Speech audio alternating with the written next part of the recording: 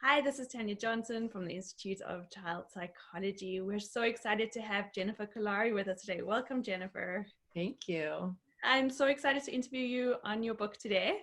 I think I'm going to start with a brief introduction and then we'll just jump right into the book. Okay. So Jennifer Kolari is one of our leading parent experts. She is a highly sought after international speaker and the founder of Connected Parenting, a child and family therapist with a busy private practice out of Toronto and San Diego. Kolari is the author of Connected Parenting, How to Raise a Great Kid, and also the book that we're going to be talking about today, You're Ruining My Life, but Not Really, Surviving the Teenage Years with Connected Parenting. Jennifer is a frequent guest on many morning national shows, and her advice can be found in many Canadian and U.S. magazines. Here she is. So this is the book that we're going to be talking about today. Jennifer, right now my two little girls are toddlers. I was a foster mom for 4 years to teenage kids. So I think that teens. Yeah, I know teens. This would have come in handy for me at that point. Could you tell me a little bit about why you chose the teenage years? Yes. Well, my first book was about the connected parenting method, just in general, with kids kind of all ages. And I realized that the teenagers are really very special. They're really hard. And that a lot of parents that I was working with, they would literally say that their child changed into a teenager overnight. Like one day they wanted their advice and were sitting on their laps and wanted attention and telling stories. And the next day it's like, oh, and they slammed the door. And it's devastating. It's a really hard thing. And so part of it is understanding what's going on in a teenager's brain, what's the neuroscience behind what they're going through, what's very unique and specific about being a teenager today, although that book I think is 10 years old now. So we'll update it in today's conversation. And then how not to take everything personally, because it can feel so personal when your teenager is really struggling. And they it's like they go inward and drop all their leaves and just kind of retreat from everything. They're embarrassed by everything, and then they come out and they emerge. But those years where they're turning inward can be really difficult. They really can. And I think that's a big one. I often hear that from parents is I think that it triggers some of our own shock music. So we end up often reacting instead of responding and being able to listen with an open heart. Yes, absolutely. Absolutely. And it's very, humans are messy and teenagers are messier. So there you go. Yeah. When you've spoken to parents, Jennifer, what have they said to you about the book? So what was the most helpful thing for them?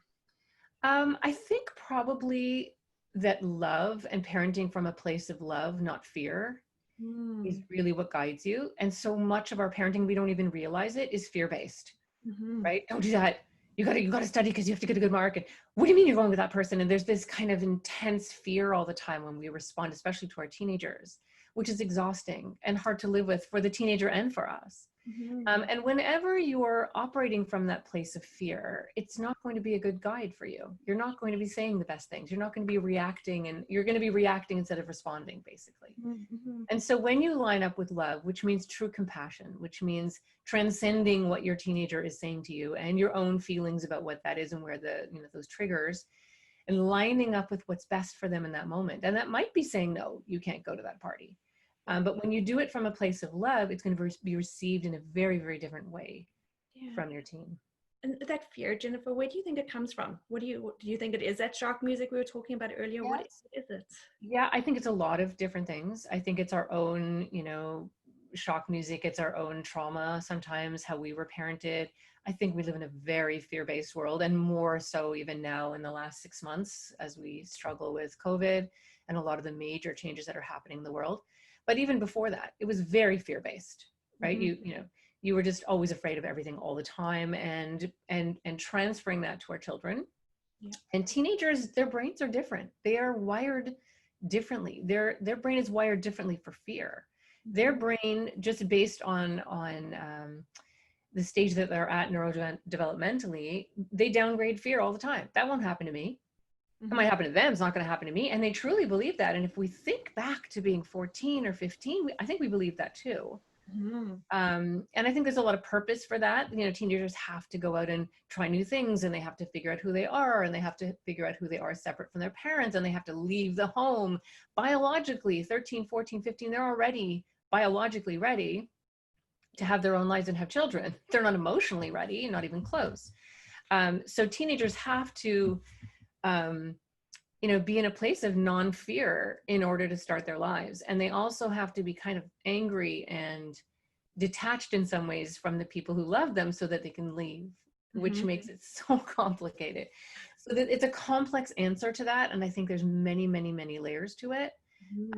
I think we've also been, there's a lot of fear-based messaging around your kids and around what the world is like and how dangerous it is out there.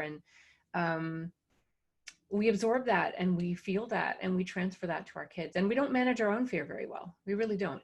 Yeah, I think that there's such a big difference between when we first visualize having teens, like as a mom of toddlers now, and I go, this is the type of mom I want to be when I have teenagers. And then when you're actually in the throes of it. So when you talk about those teenagers, I almost imagine fire being lit underneath them. There's just this passion to launch into the world. I think very often the type of parent we dream we're going to be, and then the type of parent we are in the actual situation, unfortunately, often feel really far apart from one another. Yeah, that can happen.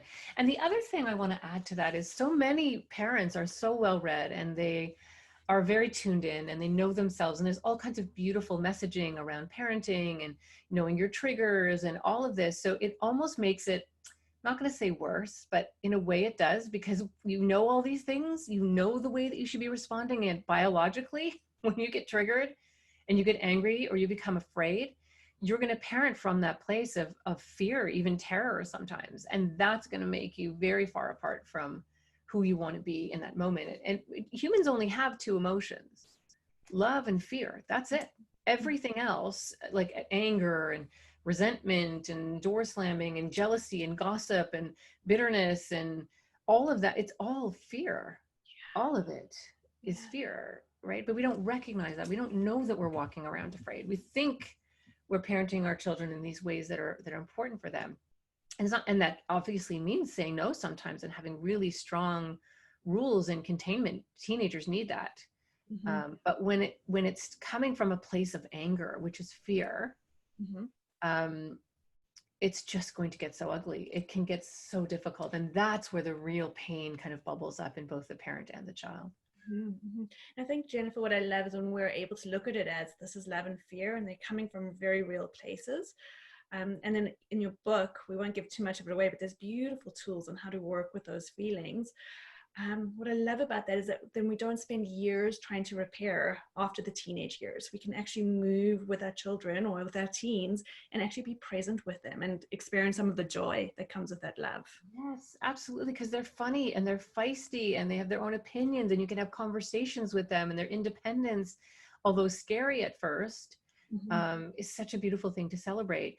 And what I love about what you just said, and what I'm probably most proud of with connected parenting, is you can repair as you're going, right? So you have a conversation, you blow it. It was a mess, right? And an hour later, 2 hours later, a week later, you go back and using the tools that I really kind of dive into in the book, you can use those tools to repair in the moment.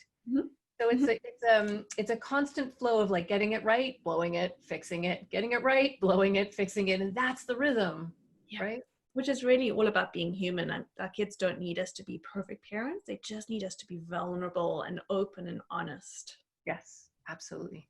Yeah. Which is so scary, it's crazy. These are our kids, but it's so scary to actually be that person sometimes with our children. It is. It's scary to be that person in general, but that's really where our power lies, right? Not being afraid and standing in our emotions and owning them in that moment and recognizing them. Is the path to freedom, and learning how to control what you're thinking and what you're thinking about, what you're focused on is truly the key to you'll never control conditions, and you will never control your teenager. You may try, but their job is to not let you, essentially. I mean, the big things around safety, yes. Yeah. How they want to dress and what they want to watch and what they want to listen to and who they're talking to and how late they want to stay up. All of these things are things that if you think you're going to be able to control all those things, you're not. Yeah. And it's sort of understanding that in life we can't control conditions. We can't. The only thing we ever have control over is our response to the conditions, and that's what we want to teach our kids. That builds resilience. Yes. Right? And in doing so, we teach them how to be human beings in the workplace one day, or with their own partner if they choose to have a partner one day. It's really, as you said, how do we stay rooted in who we are and how we respond to our world? Yeah, we have to teach our children this, because the world is changing so much, and we are literally, this generation of teenagers are hopefully going to be the ones that get us out of this mess, or at least move to get us out of this mess that we're in. So it's our job to teach them to tune into who they are, to help them understand when they're thinking in a fear-based way versus a love-based way, to transcend their own biases and learn how to have a conversation, not a confrontation. That's the only thing that's going to get us to a better place, I think. Yeah, what beautiful skills to give our teens during those years. It's just, we raise a whole different generation. Yeah, absolutely. And our little kids too. So even if you have teenagers and you have younger kids, be thinking about all of this now. Get good at this now, because if you don't have a teenager, you will. Right. Yeah, and I think that's probably one of my last questions for our interview today is, as a therapist myself, one of the things that I sometimes will have parents say to me is that those early years were tough with their kids for whatever reasons, and they don't feel like they've built those relational credits. So how do they possibly start in those teen years when there's so much shifting? What would be your response to that be, Jennifer? So my response is, it is never too late. I don't care if your kids are 30. Like you can move to this new way of this kind of centered, loving approach where you're responding to your kids instead of reacting, seeing them as whole and human